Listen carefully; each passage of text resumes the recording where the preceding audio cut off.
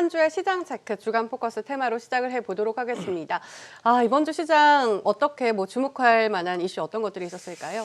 그러니까 이번 주에서 많은 투자자분들이 당혹했던 거는 지수의 하락이야 이제 1월 달부터 계속 힘들었으니까 그렇다 손 치더라도 제가 느끼기에는 목요일 날 지수가 반등을 하고 네. 그리고 금요일 날 재차 반등폭의 2배까지도 장중에 이제 하락을 하는 모습이 있었는데 사실은 저는 이제 목요일 반등 때부터 좀 이상하다라는 생각을 많이 한 게 네. 목요일 날 반등을 할 때 보면 1월 달 그리고 12월 달에 낙폭이 셌던 류의 종목들이 반등이 셌고 오히려 그 사이에 추세가 굉장히 양호했던 종목들은 뭔가 반등이 석연치 않았거든요. 대표적인 게 이제 IT인데 그리고 나서 금요일 날 IT가 좀 급락을 하는 모습이 나왔단 말이에요. 그러다 보니까 아무래도 거기에서 참여자들이 많이 당혹감을 느끼지 않았을까. 왜냐하면 시장이 어려워도 그래도 추세를 꾸준하게 만들어낸 쪽이 IT였거든요. 네. 그래서 이제 또 여기에 대한 의견이 분분할 수밖에 없는 한 주가 지난 게 아닌가. 즉 이번에 빠지고 있는 IT를 사야 되느냐, 내지는 들고 있는 사람들 팔아야 되느냐. 너무 이런 궁금해요. 거에 어떻게 해야 대한 될지. 네. 판단이 굉장히 중요한 한 주였다라고 생각을 해요. 그래서 제가 오늘 좀 말씀드릴 섹터는 공교롭게 IT인데, IT도 여러 가지가 있어요. 여러 가지가 있는데 그 중에서도 부품단을 좀 얘기를 하고자 해요. 그럼 대표님께서는 부품단은 조금 이제 매수의 좋게 보는 기회로. 겁니다. 네. 네. 그러니까 사실 그런 건 있죠. 주식이라는 게 하염없이 올라갈 수는 없는 거고, 예를 들어서 6개월이나 1년의 텀을 가지고 올라가더라도 중간중간에 계속 어떤 단기적인 고비들은 있게 마련인데 저는 이번에 IT 하락은 일단은 아직까지는 그래도 단기적으로 좀 봐야 되지 않나.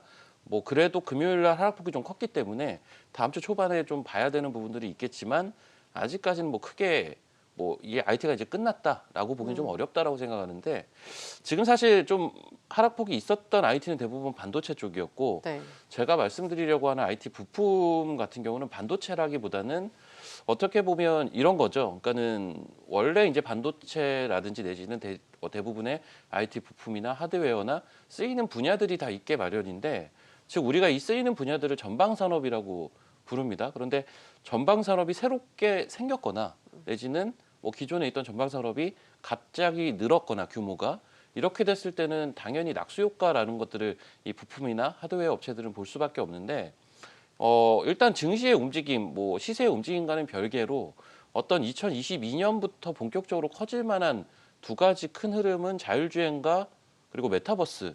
저는 여기에 대해서는 좀 확고하게 생각을 하고 있는데 네. 그렇다면 이쪽 시장이 커졌을 때, 즉 전방이 커졌을 때 자연스럽게 이제 매출 캐파가 늘어날 수 있는 분야들, 당연히 IT 쪽이 될 수밖에 없습니다. 그래서 자율주행 같은 경우도 기존의 자동차와는 다르게 IT 제품들이 굉장히 많이 채용이 될 수밖에 없는 부분들이 있고 메타버스 역시 마찬가지입니다. 우리가 메타버스 하드웨어라고 부르는 것들이 VR이나 XR이나 이러한 대표적인 게 오큘러스 같은 제품인데 네. 어떤 하드웨어 기기라고 우리가 당장 눈에 보이는 건 그렇다고 볼 수가 있겠는데 그런데 이제 들어가는 부품들 내지는 하드웨어 업체들 이쪽을 좀 봐야 되지 않나 이런 생각을 해요. 그래서 저는 금일은 그 부분을 좀 말씀을 드리고 싶은 게요. 단순하게 이제 IT 부품을 이번에 시장이 어렵더라도 사야 된다라는 논조에서 한 단계 더 나아가서 어떤 종목을 좀 선별을 해야 될 것이냐라는 그런 아이디어 차원에서 네. 일단 이게 결국은 전방이 새로 생긴 거니까 그쪽에 대한 기술력이 출중해야 됩니다. 그러니까는 실적도 중요한데 이 메타버스나 자율주행에 실제로 이 시장 커졌을 때 채용이 될 수 있을 법한 기술력을 확보하고 있는 기업 이런 쪽으로 좀 압축을 하셔야 되고요. 그리고 기왕이면 이제 자율주행이나 메타버스 쪽은 그 스타트업 기업들이 굉장히 많거든요. 아직 네. 시장에 상장을 하지 않은 이러한 기술력이 좋은 기업과 협업을 해서 이 사업을 진행을 하고 있는 기업. 아무래도 이러한 기업들이 빠르게 이 시장에 진입을 할 수가 있겠죠.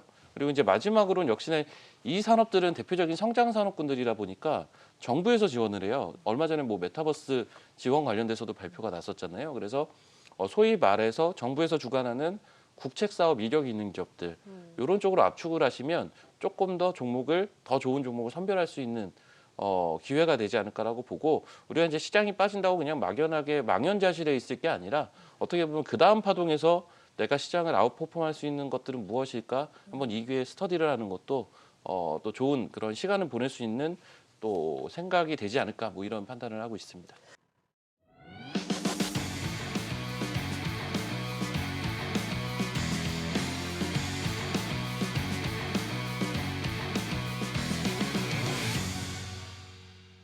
자, 마지막으로 시장을 이끌 주간 테마 유망주 확인을 해보도록 하겠습니다. 오늘 오프닝에서 이번 주는 IT 부품주들을 주목해보자 말씀을 해주셨어요. 어떤 종목 들고 오셨나요?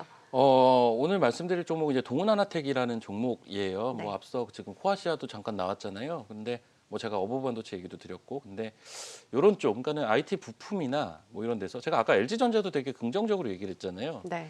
그런 쪽에서 저는 기회를 잡아야 된다. 그리고 새로 생기는 쪽에서 매출이 새로 생길 수 있는 기업, 새로 생기는 전방 쪽에서 새로운 매출을 찍어낼 수 있는 기업이 좋지 않나라는 생각을 하는데, 동훈하나텍은 대표적인 이제 팹리스 업체죠. 그래서 우리가 이제 팹리스라고 하면 이제 공장을 두고 제품을 생산하는 게 아니라 이제 뭐 쉽게 얘기하면 이제 설계 쪽이라고 보시면 돼요. 반도체 설계 분야에 속해 있는 종목이라고 보시면 되는데, 이 회사가 특화되어 있는 건 드라이버 IC라고 해서 이 드라이버 IC는 사실 개당 단가 자체가 비싸지가 않아요. 그래서 소품종 다량 생산이라고 해야 되나? 네, 그래서 굉장히 많이 팔아서 많이 이제 이익을 추구해야 되는 그런 단점은 사실 원래 있던 기업이에요. 근데 요 그 드라이버 IC 칩 자체가 쓰이는 분야가 지금 많아지고 있습니다. 원래는 스마트폰 쪽에 주로 쓰였다면 지금 쓰이는 분야로 보고 있는 게 이제 자율주행차, 그리고 뭐 메타버스 관련된 뭐 VR 기기 이쪽에서 쓰일 것으로 지금 보고 있는 상황이고, 거기에 더해서 이제 이 회사 자체가 지금 이제 협업들을 많이 하고 있는데, 솔리드 뷰라는 회사가 있습니다. 이 솔리드 뷰라는 회사와 그 TOF 타임 오브 플라이트라고 해서 우리가 또 자율주행에 필요한 기술로 알려져 있는 영역이죠. 이 TOF 3D 센서 제품을 지금 개발 중에 있고요. 그리고 SOS랩, 이번에 그 CES에서 굉장히 화제가 됐던 기업이거든요. 이 SOS랩은 라이다 전문 기업이에요. 네. 라이다 전문 기업인데, 이 회사와 이제 동훈하나텍이 작년부터 협업을 시작을 했어요. 그래서 이번 CES에도 이 동훈하나텍의 기술이 들어간 라이다를 이제 들고 나갔었거든요. SOS랩이. 그래서 이 SOS랩과 진행 중인 이 라이다 칩, 그러니까 동사는 이제 SOS랩의 라이다에 들어가는 칩이라고 보시면 됩니다. 정확하게는 ASIC 칩이라고 보시면 되는데, 요게 올해 4월 달부터 양산에 들어갈 거라는 얘기가 좀 있습니다. 그래서 요 과정도 한번 지켜보면서 우리가 흥미롭게 좀 봐야 될 요소인 것 같고요. 마지막으로는 이제 햅틱 기술이 있어요, 이 회사가. 그래서 요 햅틱 기술을 활용한 이제 그 차량용 IC, 요거 같은 경우도 올해부터 매출이 찍힐 것으로 지금 보고 있고, 이게 한 단계 더 나아가서 VR 기기용으로도 이쪽은 제가 볼 때는 올 하반기부터 좀 찍히지 않을까라는 생각은 하는데, 네. 어쨌든 이쪽 관련된 사업도 지금 진행을 하고 있습니다. 그래서 과거에는 단순하게 그냥 스마트폰 쪽만 바라보던 IT 부품 업체였다면, 이제는 자율주행, 그리고 전장, 그리고 메타버스 이쪽으로 지금 진출을 하고, 올해부터 이쪽에 대한 실적이 실제 찍힐 거예요. 전장 같은 경우는 작년부터 실적이 나오긴 했는데 아직은 규모가 좀 작습니다. 하지만 이제 이 분야가 자율주행 시대 때는 이 칩이 들어가는 그 영역이 단순 전장에서 자율주행으로 넘어가게 되면 대략 한 5배 정도 늘어난다고 하더라고요. 그러면은 거기에 따른 또 수혜도 볼 것이고 해서, 일단 이 회사는 어떤 그런 미래에 대한 부분들을 생각을 하고 우리가 주가를 좀 봐야 될 것 같은데, 마지막으로 차트를 한번 볼게요. 차트를 한번 보시면 사실 그런 것들에 대한 기대감으로 주가가 요 11월 중순 이후에 한 차례 상승을 했었습니다. 이렇게 한 차례 상승을 하고 최근에 약간 조정이 있었는데, 이게 어떤 이슈가 있었냐면 요때 이제 자율주행에 관련된 이슈가 좀 나왔었고요. 그러면서 주가가 이만큼 올라오다 보니까 좀 차익이 나왔던 것 같습니다.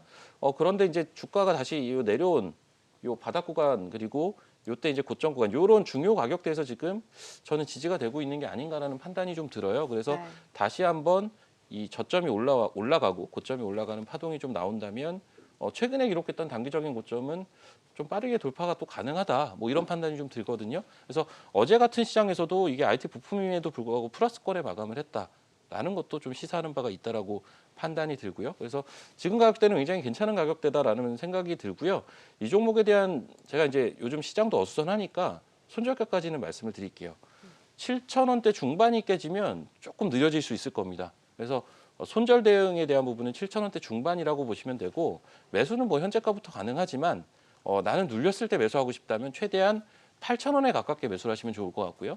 목표가는 최근에 기록했던 정고점 수준 한 1,500원대인데 저기 돌파는 저는 가능해 보이니까 일단 그거 참고하셔서 활용을 해보시면 어떨까, 이렇게 말씀드립니다.